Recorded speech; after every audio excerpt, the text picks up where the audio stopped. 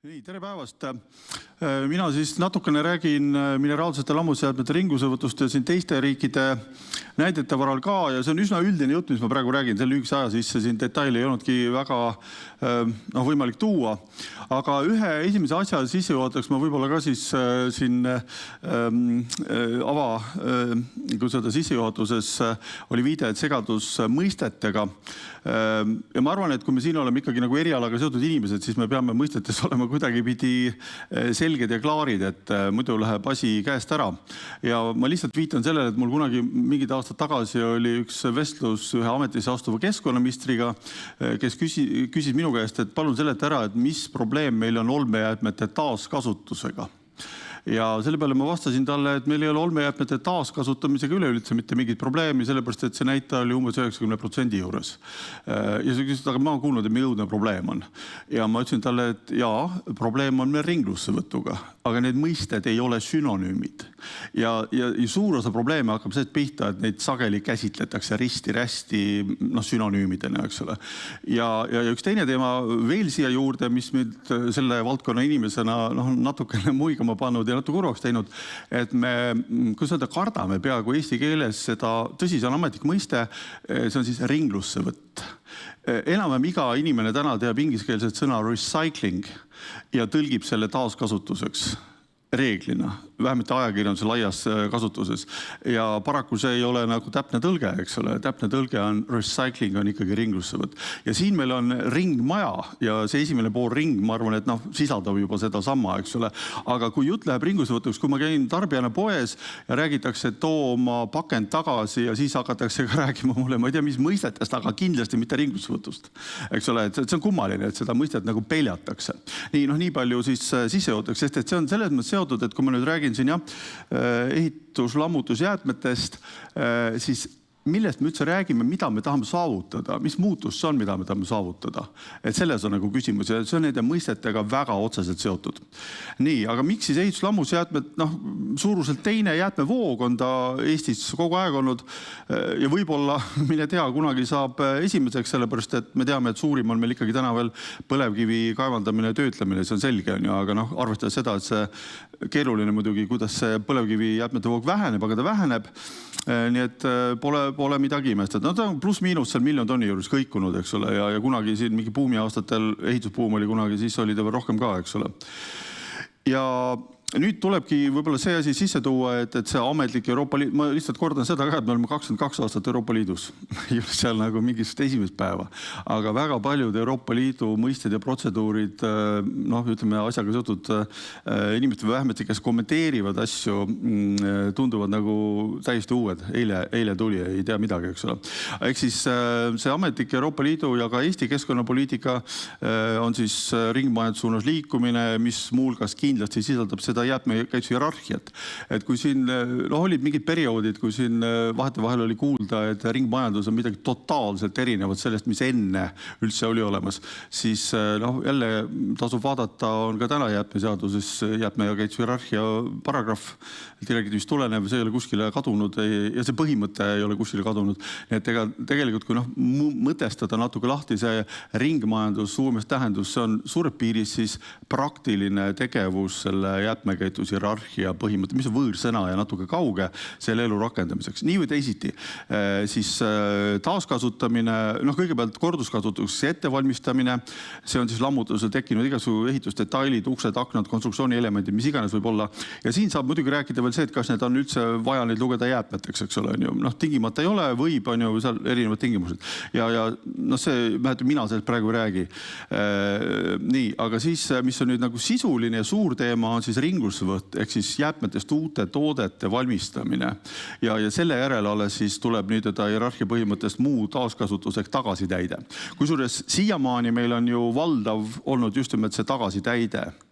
Nii, kui ma võtsin lihtsalt siin ühe slaidi, siis riigi jäätmekavast praeguse perioodi peale ehitus-lammusjäätmed. Siin on näidatud seda koguste kõikumist.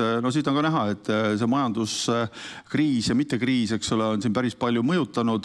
üles-alla, aga siin kuskil sinna, 800 000 on siin 2020 olnud 865, aga mõnel aastal küll miljoni, eks ole, sellepärast nagu ühesõnaga, ja kui me paneb lihtsalt kõrvale olmejäätmete kogused on ju kuskil seal 500 000 tonni juures natuke pluss-miinus. Nii et ja olmejäätmete ringlussevõtust me räägime kuidas seda enam-vähem kogu aeg. Ja miks me sellest räägime, muidugi on ka selge, et olmejäätmete ringlussevõtul on väga selged ringlussevõtu sihtarvud ja siiamaani ehituslammutusjäätmetel ei ole. Siiamaani on ainult taaskasutuse sihtarv. Jälle kordan, need ei ole sama asi. Ja see 70%, siis siin ongi siis teine slaid, et mis meil see taaskasutuse sihtarv siis on olnud, tulemus on olnud siin kuskil 84, 87 kuskil, kui siis Euroopa Liidu direktiivist tulenevad 70, eks ole. Ja siin tuleb tunnistada, et siin on Eesti prügila saastetasu, seda numbrit väga selgelt toetanud, taganud, nüüd kui ladestamise saastetasu tõuseb ka, eks ole, siis et sellega meil ei ole probleeme. Ja siiamaani veel eraldi ei ole see ringlussevõtu sihtarv. Tõsi, on olnud juttu, et see võib tulla ühel hetkel, et selle sama ringmajanduse arendamise kontekstis pigem on loogiline, et see tuleb, kui et ei tule, eks ole. Ja see on omate teema, et kui selle aruteludeni jõutakse, et mis positsioon siis ka Eestil on, kas Eesti siis toetab neid või toeta, sest et jällegi lihtsalt kordamisena võib-olla, aga üsna sageli on kuulda ajakirjandus ka vestlussaadetes, nädalalõppu tähtsates sellist suhteliselt tugevat kriitikat viimasel ajal kogu selle Euroopa Liidu rohepoliitika kohta. Ja selles võtmes, et mingisugune Brüssel saatis meile sellise asja nüüd, eks ole. Ja unustatakse täielikult ära, et iga direktiiv, eranditult iga Euroopa Liidu määrus aastast 2004, kui Eesti liitus, on vastu võetud Eesti nõusolekuga. Et me oleme ise selle kõigega nõustunud. Et selles mõttes öelda, et nagu tuli nagu meteoriit meie õunaeda, et sellist asja nagu ei ole tegelikult reaalselt. Nii, aga mis siin siis selle juures veel on eraldi, et siin on see, kuidas öelda, tulemus väljendab siis taaskasutust, mis siis valdavas osas on tagasitäide. Ja tagasitäide Euroopa Liidu õiguse järgi ei ole ringlussevõtt. Et see on nagu põhimõtteline. Ja samal ajal siin viidatakse, et materjali on ka ringlusse võetud, ehk siis valmistatakse toote nõudele vastavat täitematerjali. See on nüüd omaette huvitav sõnastus siis, et täitematerjal jälle, kui see läheb täiteks, siis ei ole ringlussevõtt. Et toode, mis ei ole tegelikult ringlussevõtt, eks ole. Selline asi on ka võimalik muidugi. Aga kogu aeg ma hoian siin seda sõna ringlussevõttu, eks ole, tahaks hoida üleval. Ja see, et see reaalselt toimib, näiteks ma ei tea, mul sattus üks päev ette äkki Facebooki Marketplace'is või lihtsalt mingi reklaam, mingi ettevõtte pakkus müügiks betoonkillustikku. Kui sedasi pakutakse, siis on ainult võimalik järeldada, et see on selle ettevõtja poolt liigitatud juba jäätmelu alusel, mille alusel ta elusel töötab, on liigitatud siis tooteks. Nii et praktikas see muidugi kuskilt toimub ja iseenesest head toimub. Iseküsimus nüüd on see, et kui seda selgelt on aru saada, mille alusel see toimib. Võib-olla seda siis saaks selle küsimuse sõnastada. Ja lihtsalt kordusena siis, et jäätmeks liigitamise või siis ka lõppemise alused, see on see end of waste, eks ole, ingliskeelse mõiste järgi. Ja sellise mõistena see tuli muidugi just 2008 aasta direktiivina ja siin 2018 teda siin natukene täiendati, aga lihtsalt mida see tähendab, et siis kuidas jäätmed saavad tooteks, ehk siis lakkavad olemast jäätmed. Kõigepealt siis selline laiemas tähendus ringlussevõtt, see toimub tootestandardite alusel, on kogu aeg toimunud. Et kui Järvakandi tehas teeb klaasimurrust klaaspudeli, siis see ei ole jäätmeseaduse alusel üks akt ei ütle, et millal see pudel on pudel, eks ole. Või kui meie vana paber läheb, ütleme pigem kuskile Soome paberitehasesse või kuskile mujale ja sellest tehakse mingi uus paber või papp, eks ole, kartong, siis ükski jäätmeseaduse akt ei ütle, millal see siin nüüd on ringlusse võetud. Et see käib kõik tootestandardite alusel. Siis on muidugi võimalikud Eesti õigusaktid, see on siis näiteks väetisseadus, tuhkade osas saab siia tulla ja nii edasi. Ja algsete omadusega materjal looduslikud. Ja lisaks siis, mis nüüd ongi see aastast, ütleme 2008 alates, siis jäätmete lakkamine kitsamas tähenduses, see on siis jäätmeõiguse alusel. Ja seal saavad olla Euroopa Liidu vastavad sellised määrused valdavad või siis ka endised, varem olid need Keskkonnaministeeriumid ja Kliimaministeeriumi määrused jäätmeseaduse alusel. Et need on need võimalused. Ja nüüd see, mis see lisa siis tuli 2018, jällegi see oli ka enne mingil moel olemas, seda rakendati vähemasti, aga siis ta pandi kirja, et pädeva asutuse otsuse alusel, kui on täidetud selle jäätmete lakkamise üldtingimused. Tähendab, peab olema turg, tal peab olema selge otstarve, ta ei tohi olla omada suuremat keskkonnamõju kui mingi muu materjal, mida muidu oleks kasutatud selle otstarbel ja nii edasi, muud sellised asjad. Nii. Nüüd siis jah see, et Euroopa Liidu tasemel saab neid kehtestada ja juhul kui need on kehtestatud, siis seda peavad kõik liikmesriigid ka tunnustama. Ja või siis kehtestab sellised normid Euroopa liikmesriik ise ja täpselt selline õigus olemas. Eesti on seda teinud ka päris aktiivselt ju, eks ole, alates siis biojääpetest erinevad kompostimine, biogaasistamine, reovesete, puidujääped põletamiseks, aherainest eraldi põlevkivi, purustatud rehvid, õlitootmissisendina ja nii edasi. Ja tüüpilisena sellise määruse siis osad, ma rõhutan tüüpilisena, seal võib olla erisusi, et on siis peaks olema seal või võiksid olla vähemasti lubatud sisendid, see on täpsemalt jäätmeliigid, töötlemisele nõuded, mis see töötlemine tähendab, kvaliteedi tagamise süsteem ja see on nüüd, kui me edasi lähme, hästi oluline kindlasti. Ja siis omakorda töötlemisel saadud toote, ehk siis kui me eeldame see põhiosas siis ringlussevõtt, selle kvaliteedi nõuded, vajadusel ka kasutusvaldkonnad või võib-olla ka mingid vastupidised kasutusvaldkonna piirangud näiteks. Nii. Siis Euroopa Liidu õigusest, kui me räägime korra, iga liikmesriik võib seda ise teha, on erinevad teinud. Nii, kus me nüüd läksime siia jääme, jah? Nii, nüüd üks on, mis on huvitav protsess ja sellest võib-olla siin pärast tuleb juttu rohkem. See on nüüd tegelikult, ütleme, selline taktika küsimus, et kuidas Eesti oleks praktiline edasi liikuda.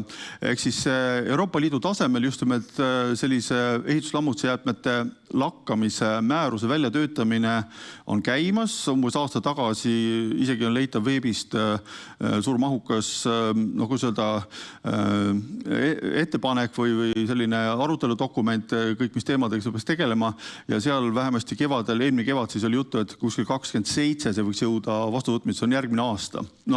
Omakorda, et kas sellise ajakavaga jõutakse, teine teema, eks ole, aga mis on nüüd oluline on see, et kui selline Euroopa Liidu määrus jõustub, siis tegelikult puudub suuresti vajadus või esimese hooga vähemasti võib oletada, eeldada, et puudub vajadus otsese Eesti õigusakti järgi.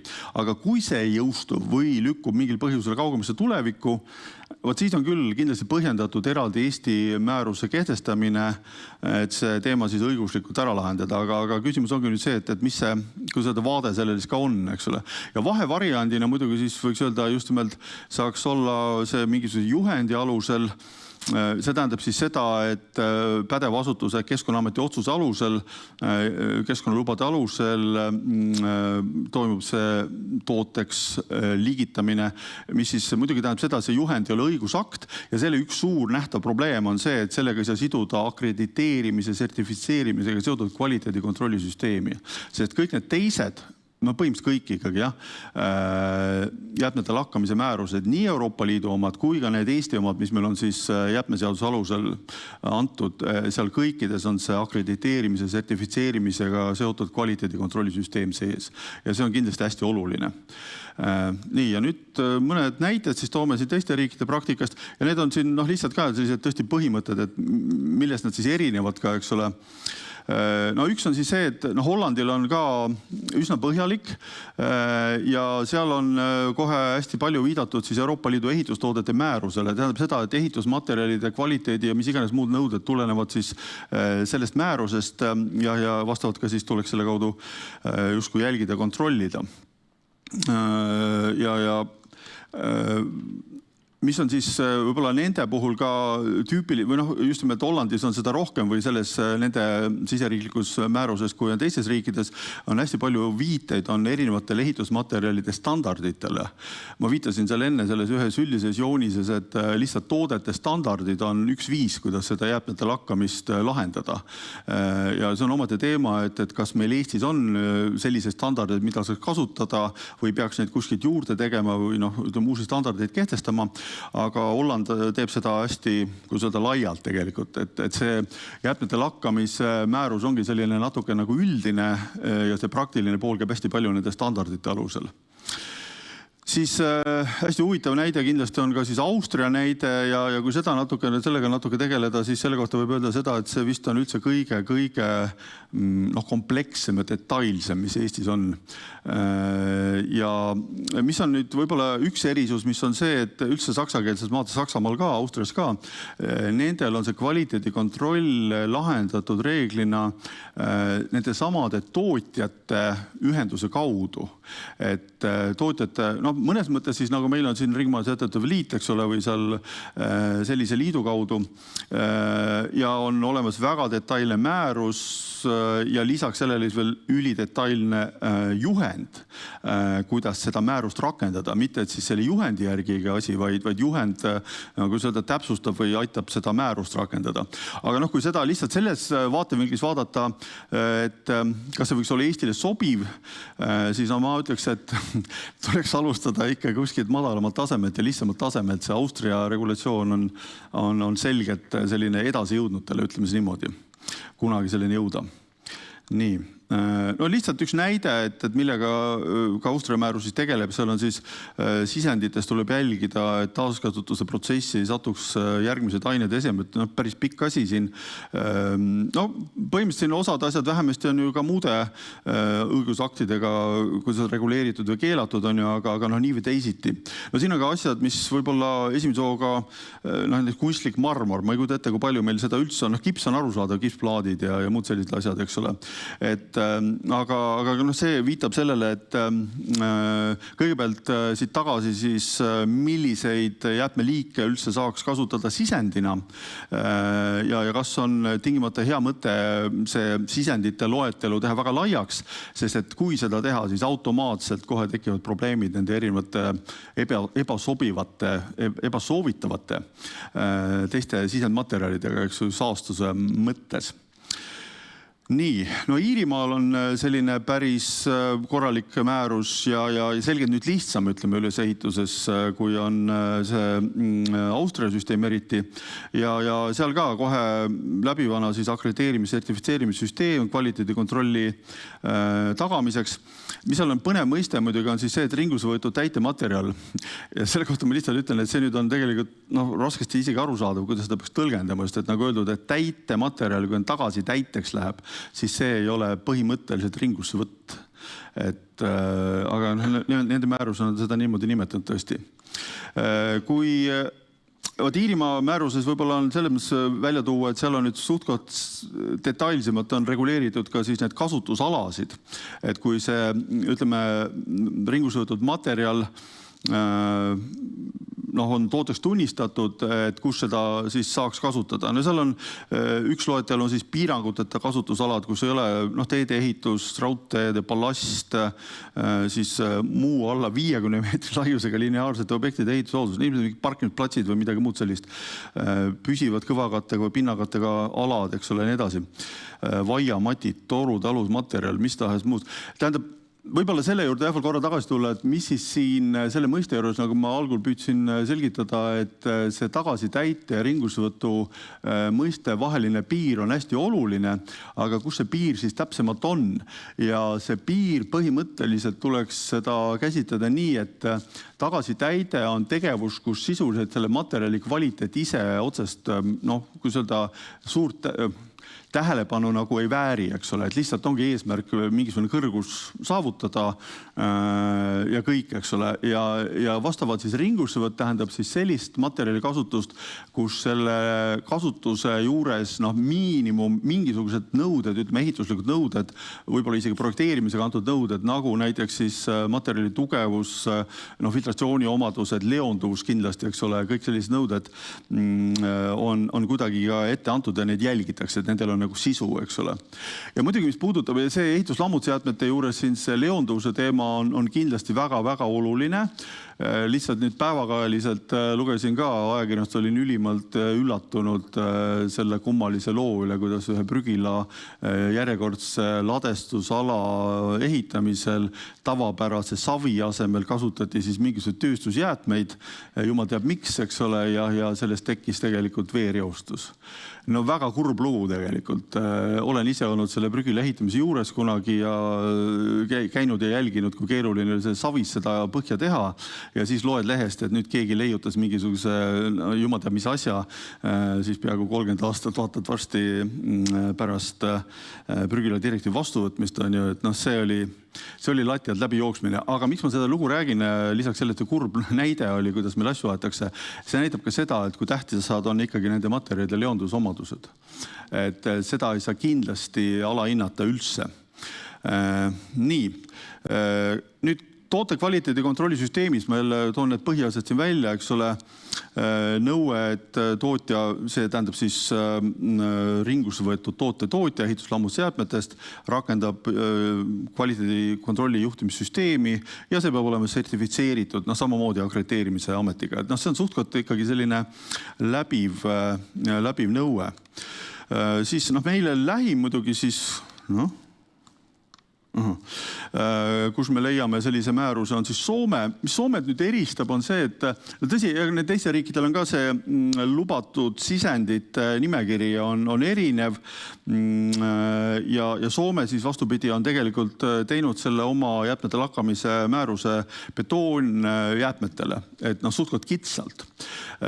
Ja rõhutab siis seda, et see ongi, et kuna see betoon, mis tähendab betoon, seda alates betoonitehaste jäätmetest, mis päris betooni tootmisel üle jääb betoon, pluss siis otseselt igasugused betoondetailid, mis lammutust tulevad, igasugused paneelid ja ma ei tea, mis asjad, seinad, kõik asjad üles võetud. Ja et see on kõige kvaliteetsem ehitusmaterjal, mida on võimalik toota ja selle tõttu nagu tähelepanu sinna, eks ole, just nimelt. Ja jälle see on teatud poolik eeldus, et seda on võimalik ka puhtamana kätte saada, ehk siis see kvaliteedi kontroll on justkui nagu veidi lihtsam, eks ole. Nii, ja ka seal peab seda vastavust, siis toote vastavust kinnitama sõltumatu osapool, ehk siis sisuliselt akrediteerimine samamoodi. Igas riigis natukene selle oma nende asutuste nimede järgi see asi käib ja nagu see öeldud, et see on siis kitsam teistest vaadeldudest selle sisendite, lubatud sisendite juures. Aga mis on jälle omakorda siis, kui seda Eesti jaoks võib-olla huvipakkuv võiks olla vähemasti, on see määruse üldine ülesehitus on kõige sarnasem praegu seniste Eesti nende jäätmelakkamise määrustega ja ta on ka suhtkond selline, lakooniline õige sõna, aga ikkagi selline suhtkond lühikene. Et nende teiste riikide need vastavad õigusaktid määrused on üsna pikad ja seal on hästi palju detaile sageli. Nii, ja kui ma siit nüüd jõuan mõnede kokkuvõtete ja järelduste juurde esmasteni, siis lihtsalt, et nende riikide, mida ma siin lühidalt vaatlesin, esineb teatavaid erisusi nende reguleerimisalase kuuluvate jäätmete loeteludes. Iga see riik selline, kellel need on täna olemas, siseriiklikud on välja andnud regulatsiooni betoonmaterjali, täitematerjali jäätmete liigitamise lõpu kohta ja seal mõnel juhul ka siis tulevad seal muud täiendavad juurde. Aga mida jälle põhimõte, et mida laiemaks see sisendite nimekiri läheb, seda keerulisem on tagada kvaliteet. Et sellest tuleb nagu, kui tuleb tunnistada seda fakti. Ja seal räägitakse kasutusviiside puhul siis nii sidumata kui seotud kujul kasutamisest. Sidumata tähendab siis seda, et seda ilmselt ei segada mingite teiste sideainetega, et lihtsalt läheb sellise lahtise killustikuna, aga mõnel juhul öeldakse, et täiesti võimalik on seda kasutada ka siis sisuliselt ikkagi nagu betooni ka koos, ütleme, mingi killustiku asendajana. Mis see ringlussevõtu eesmärk siis ikkagi tegelikult on, tuleme selle juurde ka korra tagasi. See on ju siis looduslike teiste toorainete, materjalide kokkuhoidmine, asendamine, põhimõtteliselt kogu see taaskasutus, mille alla ringlussevõtt käib läbi definitsiooni, see tähendabki seda siis, et asendatakse muid materjale, mida muidu oleks samal otstarbel kasutatud. Nii et kui me suudame kas või mingil tasemel hakata kasutama näiteks betoonkillustiku uue betooni tootmiseks mingites rakendustes, eks ole, mitte universaalselt, aga kuskil, siis sellega me tõenäoliselt suudame juba kokku hoida loodusliku killustiku, mida me muidu kaevaksime siis kuskilt ja siis tohutu vaidlused, kuhu me uued kaevandused teeme.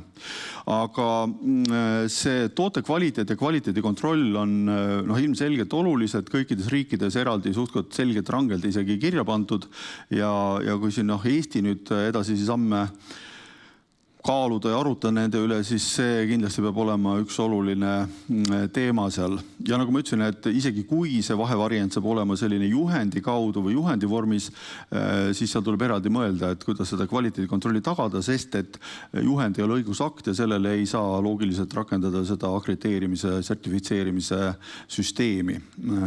See käib väga selgelt õigusaktidega. Ja ega siis muud ei oskagi nagu öelda, et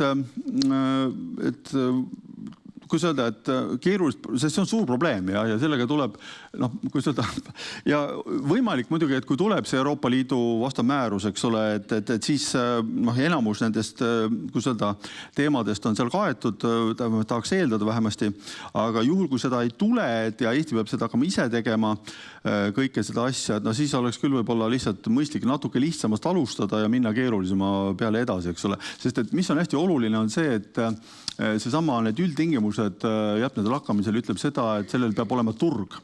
Ja turg tähendab nüüd kindlasti seda, et sellel turuosalistel, kes selle materjali kasutajad võivad olla, nendel peab olema usaldus selle materjali vastu. Ja seda usaldust on väga lihtne rikkuda. Et kui keegi sai mingisuguse viisakeeles nagu kahtlase partii, eks ole, siis jutt levib, et ja mitte ainult võib-olla isegi tingimata selle ühe tootja kohta, vaid selle materjali kui sellise kohta. Ja selle tõttu jah, ma kindlasti ütleks, et seda kvaliteedikontrolli, mis aitab tagada seda usaldust selle materjali vastu, et seda tuleks võtta hästi tõsiselt. Ja jällegi mitte, et see Soome juhendis, kui ma siin rääkisin, et tõesti, et see on sellest sisendite mõttes kitsam kui Eesti oma, aga mitme teise põhjuse tõttu see võiks olla Eestile üks eeskujudest, ütleme niimoodi. Ja. Nii, aga minu aeg saigi otsa siinkohal ja aitäh. Aplausi. Tegelikult äkki on küsimusi, sest meil natukene on aega veel, kui on Peetrile küsimusi selle kohta, siis võib julgelt käepüsti tõsta märku anda. Jah, palun. Kuidas nendes näiteks riikides kontrollitakse seda määruse täitmist? See käibki tegelikult, ma siin kogu aeg nüüd kasutasin seda mõistet, see akrediteerimine, sertifitseerimine. Ja selles mõttes see sama süsteem toimib meil ju praegu siis näiteks kompostide puhul, kääritusjäägi puhul ja nii edasi, nende teiste puhul, kus meil need määrused on olemas. Ja see algab ju pihta siis sellest, et kõigepealt peab olema mingisugune juriidiline isik, kes siis akrediteerimiskeskuse poolt saab akrediteeringu ja siis selle alusel tema hakkab sertifitseerima. Ja see sertifitseerimine tähendab tegelikult ikkagi teatud regulaarsusega, aga ennekõike see eeldab seda, et selles ettevõttes siis on sisemine kvaliteedikontrolli süsteem, eks ole. Ja seda, kas see toimib, seda nüüd kogu aeg sertifitseerimise kaudu siis kontrollitaksegi. Loomulikult on eeldus, et seda kontrollib ka siis riiklik järelevalve, mingi rutiinse keskkonnalubade kontrolli ja kõige tähendus. Lisaks, ja see nüüd muidugi detailid tulevad, eks ole, mis toodet täpselt toodetakse, siis teatud tooteid tuleb siis testida laborites, eks ole. Leondusnäitajad näiteks ja tugevusnäitajad ja sellised asju suhteliselt elementaarselt tuleb täpselt nii, nagu kompostide puhul see käib, eks ole. Samamoodi tuleb teatud sagedusega võtta proove ja neid kuskil laboris analüüsida ja siis peab kinnitama, et need jäätmete lakkamise aluseks olevad normid on täidetud. Suur piis nii. Jah, me saame mikrofoni ka tuua, siis on paremini kusta. Kõva häälega.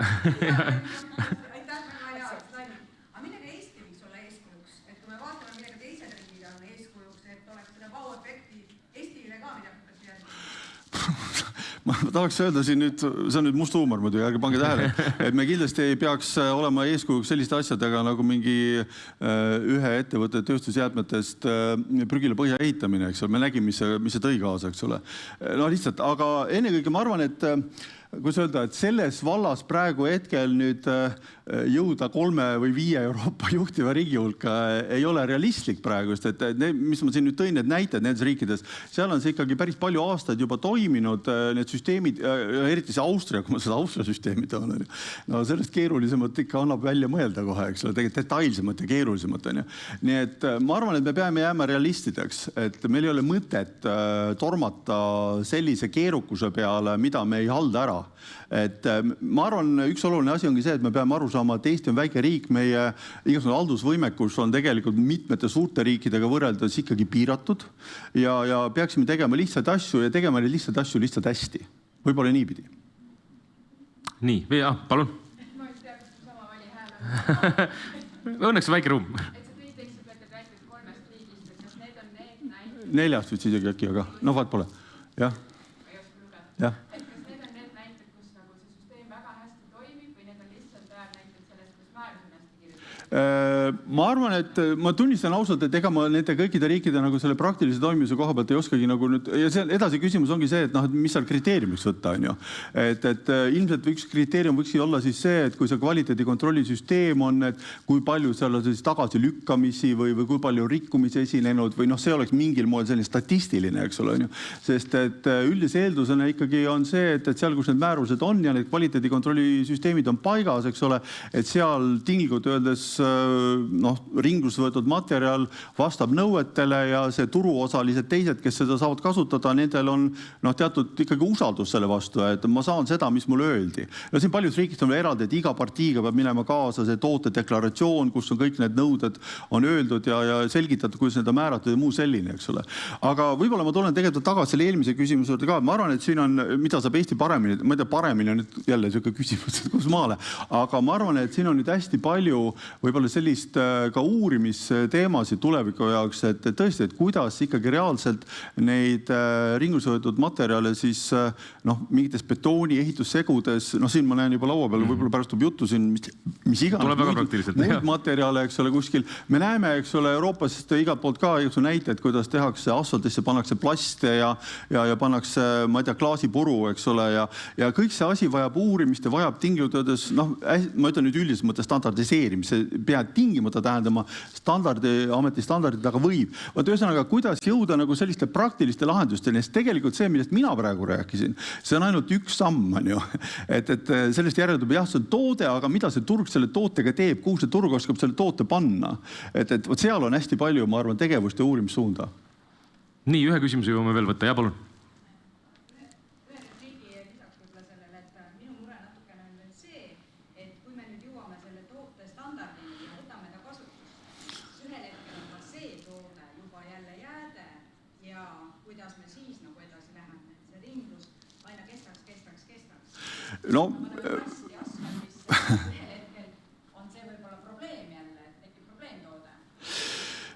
Põhimõtteliselt täiesti õige küsimus. Tegelikult ma siin praegu nüüd tõin näite selle plastide ja rehvidega, mida seal paljus riigis praegu uuritakse, tehakse, eks ole.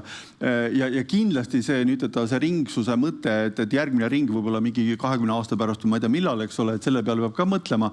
Aga nüüd, kui me räägime siin nendest mineraalsetest materjalidest, millest ma siin peamiselt praegu rääkisin siiski, et siin ma arvan, et see võiks olla ikkagi kuidagi pidi lihtsam, aga see kõik on ühtepidi taandatav selle materjali homogeensusele, kvaliteedi kontrollile ja kui tulevikus nüüd, eks ole, see on jälle niisugune sujuvusid läheb, et kui midagi ehitatakse, tekivad mingid, ütleme siis mitte küber, vaid siis ütleme IT-lahendused, kus need materjalid kõik on kirjas, nende kvaliteed on kirjas ja isegi 30 aasta pärast need kõik on leitavad, et selles kihis siin on sellised materjalid. See peaks olema üks eeldus, miks me saame nüüd võib-olla tulevikus uuesti siis teisel ringil, kolmandal ringil ringusse võtta, et ega siin muud ei oskagi öelda. Aitäh! Kindlasti on aega pärast veel küsida, siin on lõunapaus, selleks saab Peetril võtta pintsak kulmast kinni ja küsida kõik küsimused ära ja saame päeva lõpus ka veel kokkuvõtet teha natukene, aga teeme aplausi Peetrile! Ja tegelikult natukene suud magusaks.